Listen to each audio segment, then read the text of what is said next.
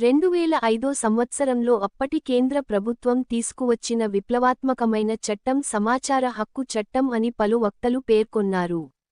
సమాచార హక్కు చట్టం ఆవిర్భవించి 20 సంవత్సరాలు పూర్తి చేసుకున్న సందర్భంగా సోమాజిగూడ ప్రెస్ క్లబ్లో సమాచార హక్కు పరిరక్షణ సమితి, ఎలక్షన్ వాచ్ కమిటీ ప్రత్యేక కార్యక్రమాన్ని నిర్వహించారు.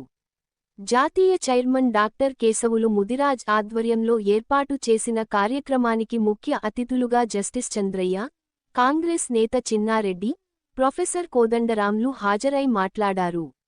రాజస్థాన్లోని ఓ గ్రామంలో తలెత్తిన సమస్య ఆధారంగా ఎన్నో పోరాట అనంతరం సమాచార హక్కు చట్టం వచ్చిందని చెప్పారు. ప్రజాస్వామ్యంలో మరింత పారదర్శకతను తీసుకువచ్చేందుకు ఈ చట్టం ఎంతగానో దోహదపడుతుందని తెలిపారు. ఇటీవల సంచలనంగా మారిన ఎలక్టోరల్ బాండ్స్ వివరాలను సమాచార హక్కు చట్టం ద్వారానే సేకరించగలిగారని చెప్పారు. తెలంగాణలో ప్రతిష్టాత్మకంగా నిర్మించామని చెప్పిన కాళేశ్వరం వివరాలను సైతం సమాచార హక్కు చట్టం ద్వారానే తీసుకోగలిగారని అన్నారు.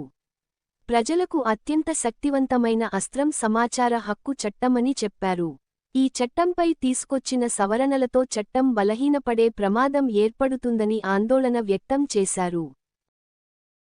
2005లో వచ్చిన చట్టం అది. రాజస్థాన్లో అప్పుడు జరిగిన సుదీర్ఘ ప్రజా పోరాటాల ఫలితంగా ఏర్పడింది. రాజస్థాన్లో వాళ్ళు జరిపిన పోరాటం ప్రకారం వాళ్ళు గ్రామ సభకు సంబంధించిన, గ్రామ పంచాయతీకి సంబంధించిన రికార్డులు అడిగారు. ప్రజల కోసం ఎంత ఖర్చు పెడతారు, ఎంత మీకు శాంక్షన్ అయింది, ఏం ఖర్చు చేసిండ్రు అనే వివరాలు అడగటం మొదలుపెట్టారు. మాకు ఈ విషయాలన్నీ తెలుసుకునే అధికారం ఉంది అని గట్టిగా డిమాండ్ చేశారు. ఆ హక్కు కోసం సుప్రీంకోర్టు దాకా కూడా వెళ్ళారు. సుప్రీంకోర్టు ఈ సమాచారాన్ని అందించాల్సిందే అని వాళ్ళు కూడా అంగీకరించడం, చివరికి 2005లో సమాచార హక్కు చట్టం వచ్చింది. ఈ చట్టం చాలా విప్లవాత్మకం. చాలా సమాచారాన్ని దాని ఫలితంగా సామాజిక కార్యకర్తలు, ప్రజలు పొందగలిగారు. ఇందులో 2 కీలకమైనవి మనం చెప్పుకోవాల్సింది. మొదటిది, ఈ ఎలక్ట్రల్ బాండ్స్ కు సంబంధించిన వివరాలన్నింటినీ కూడా ఈ చట్టం ద్వారానే వాళ్ళు సేకరించగలిగారు. అదేవిధంగా మన దగ్గర కూడా కాళేశ్వరం ప్రాజెక్టుకు సంబంధించిన చాలా వివరాలు ఇప్పుడు వివిధ కమిషన్ రిపోర్ట్ల వల్ల బయటకు వచ్చాయి. కానీ ఆ సమాచారం మొట్టమొదట బయటకు వచ్చింది మొత్తంగానే అది సమాచార హక్కు చట్టం ద్వారా. దానికి అప్పులు ఎన్నైనాయి, ఖర్చులు ఎంతున్నాయి, ఇట్లాంటి చాలా వివరాలు, ఆఖరికి ఒక దశలో దానికి సంబంధించిన డిపిఆర్ కూడా ఈ ఆర్టీఐ కిందనే బయటకు వచ్చింది. ఇట్లా చాలా రంగాలలో అనేక సమాచారాన్ని పొందటానికి దోహదపడిన ప్రజలకు ఈ సమాచారమే ఒక అధికారాన్ని ఇస్తుంది. పూర్తి సమగ్ర పరిజ్ఞానమే వాళ్ళు క్రియాశీలకంగా వ్యవహరించడానికి తోడ్పడుతుంది. కాబట్టి ఇది ప్రజాస్వామ్యాన్ని బలోపేతం చేయడానికి తోడ్పడ్డది. దీనికి ఇలా 3 సమస్యలు ఎదురవుతున్నాయి, సవాళ్లు ఎదురవుతున్నాయి. మొదటిది ఏంటంటే, ఈ 2019లో వచ్చిన సవరణ వల్ల జీతభత్యాలు, ఆర్టీఐ కమిషనర్ల జీతభత్యాలు సవరించే అధికారం కేంద్ర ప్రభుత్వం హస్తగతం చేసుకుంది. పరోక్షంగా ఇది ఆర్టీఐ కమిషనర్లను ప్రభావితం చేయగలుగుతున్నది.